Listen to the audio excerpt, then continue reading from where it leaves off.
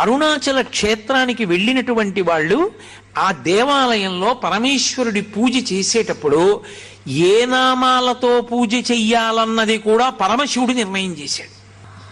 అరుణాచల క్షేత్రంలో ఈ నామాలతోటే నాకు పూజ, ఇతర నామములు కూడా పలకవచ్చు, ఆడవచ్చు, కానీ ఈ నామములే నా దగ్గర పలకాలి, దాని చేత నేను ఎక్కువ ప్రీతి చెందుతాను.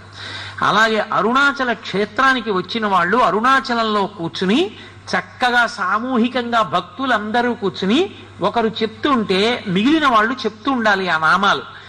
ఆ నామాలన్నీ గౌతమ మహర్షికి చెప్పి గౌతమ మహర్షి చేత సంకలనం చేయించాడు పరమేశ్వరుడు. మీ యొక్క సౌకర్యం కోసం నేను ఆ నామాలు తీసుకొచ్చాను. ఆయనే చెప్పినటువంటి నామాలు, అరుణాచల క్షేత్రంలో ఈ నామాలు చెప్పాలి అని.